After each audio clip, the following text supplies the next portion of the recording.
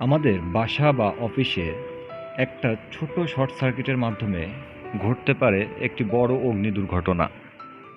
একটি অগ্নি দুর্ঘটনা আমাদের জীবনকে করে ফেলতে পারে সম্বলহীন, এমনকি কেড়ে নিতে পারে জীবনও।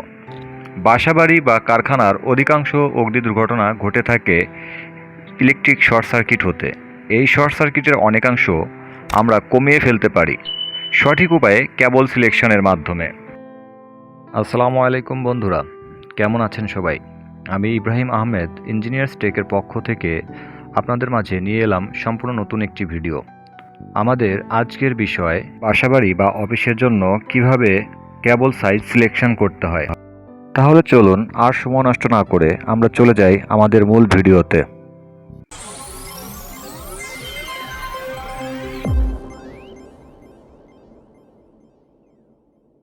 প্রথমে আমরা জেনে নিব কেবল সাইজ সিলেকশনের ধাপসমূহ। কেবল সিলেকশনের জন্য মূলত 4টি ধাপে কেবলকে সিলেকশন করতে হয়। ধাপসমূহ হল: ব্যবহৃত লোডের মোট পাওয়ার ক্যালকুলেশনের মাধ্যমে, 2 লোড কারেন্ট পরিমাণ ক্যালকুলেশনের মাধ্যমে, 3 পারিপার্শ্বিক তাপমাত্রা ক্যালকুলেশনের মাধ্যমে এবং 4 ভোল্টেজ ড্রপ ক্যালকুলেশনের মাধ্যমে। আমরা ধরে নেই আমাদের মোট লোড 5 কিলোওয়াট। আজ আমরা এই 5 কিলোওয়াট লোডের উপর ভিত্তি করে কেবল নির্বাচন করা শিখব। তাহলে আমরা ধাপ 1 থেকে শুরু করি।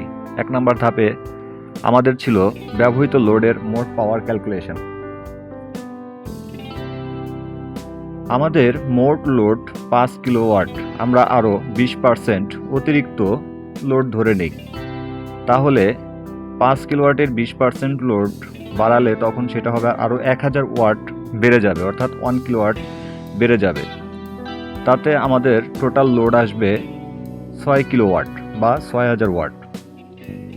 পাওয়ারকে পি দ্বারা প্রকাশ করা হয়, তাহলে পি ইকুয়াল টু হবে 6000 ওয়াট বা 6 কিলোওয়াট।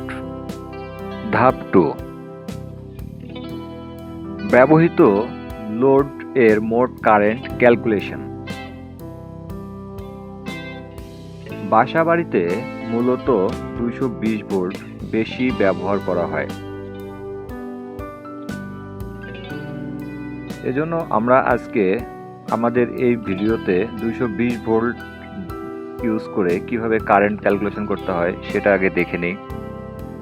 এখানে একটা জিনিস বলে রাখি, কারেন্টকে আই দ্বারা প্রকাশ করা হয় এবং ভোল্টেজকে ভি দ্বারা প্রকাশ করা হয়, অর্থাৎ ভি ইকুয়াল টু 220 ভোল্ট।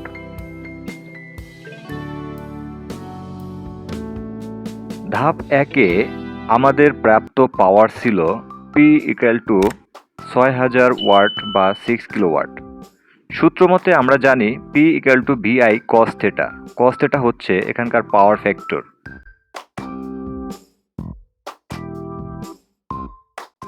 এখানে হিসাব করে আমরা পেলাম আই ইকুয়াল টু 34 অ্যাম্পিয়ার, অর্থাৎ কারেন্ট 34 অ্যাম্পিয়ার। চলুন দেখি 34 অ্যাম্পিয়ার কারেন্ট প্রবাহিত হওয়ার জন্য কত আরএমের কেবল প্রয়োজন। আজকে আমরা আমাদের দেশীয় ব্র্যান্ড এসকিউ কেবলের সাইজ ক্যালকুলেশন করব। যেহেতু আমাদের লোড ছিল 34 অ্যাম্পিয়ার, সেক্ষেত্রে আমরা দেখতে পাচ্ছি এসকিউ কেবলের 6 আরএমের কেবল এটা 38 অ্যাম্পিয়ার পর্যন্ত লোড নিতে পারে, অর্থাৎ এই কেবলটা আমাদের জন্য সুইটেবল। এখন চলুন আমরা দেখি আসলেই এই 6 আরএমের কেবল 34 অ্যাম্পিয়ার লোড নিতে পারবে কি না। এটা দেখতে হলে আমাদের স্টেপ 3-তে যেতে হবে। স্টেপ 3-তে হচ্ছে আমাদের টেম্পারেচার ক্যালকুলেশনের মাধ্যমে আমাদের কেবল সাইজ নির্ধারণ। আমরা আগে দেখলাম 6 আরএমের কেবল আমাদের সর্বোচ্চ 38 অ্যাম্পিয়ার কারেন্ট পরিবহন করতে পারে। এখন আমরা আমাদের অ্যাম্বায়েন্ট টেম্পারেচারের সঙ্গে কারেকশন ফ্যাক্টরে ক্যালকুলেশন করে আমাদের কেবল সাইজ নির্ধারণ করব। আমরা ধরে নেই আমাদের কেবল সর্বোচ্চ 45 অর্থাৎ 45 ডিগ্রি সেলসিয়াস তাপমাত্রায় কাজ করবে।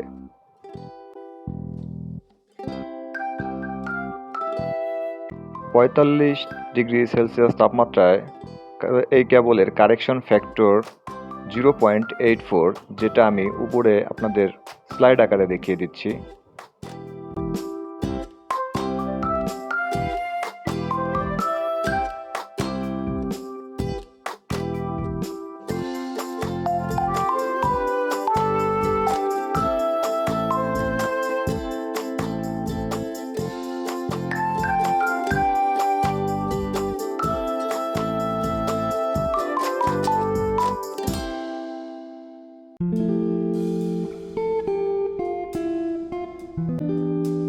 (31.92 অ্যাম্পিয়ার), যেটা আমাদের লোড কারেন্টের থেকে অনেক কম এবং এটা গ্রহণযোগ্য নয়।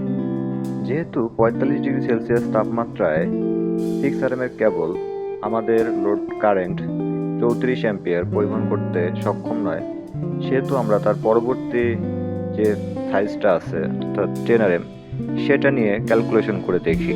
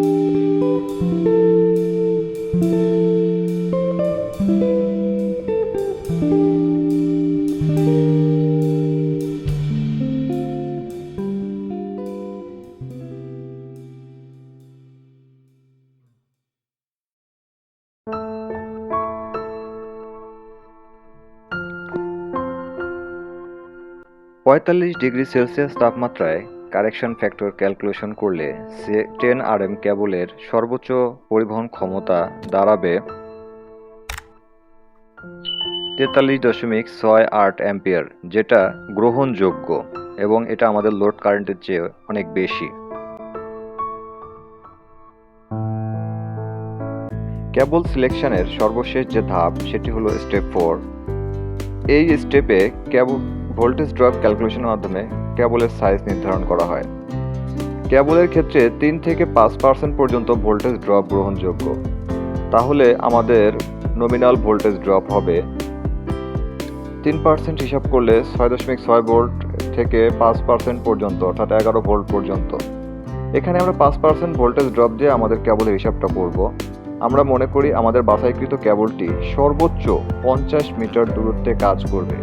আমাদের বাছাই করা কেবল ছিল 10 RM, যার voltage drop 4.3 millivolt per ampere per metre.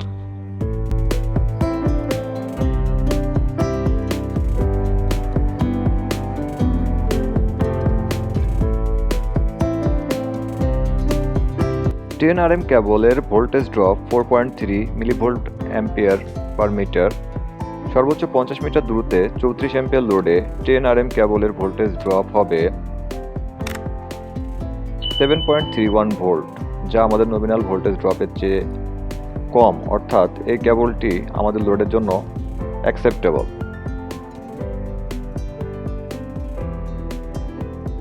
তাহলে বন্ধুরা, আসুন আমরা আমাদের স্থাপনাগুলোতে প্রপার ওয়েতে কেবল ক্যালকুলেশনের মাধ্যমে সাইজ নির্ধারণ করে অনাকাঙ্ক্ষিত দুর্ঘটনাগুলো হতে রক্ষা পাই।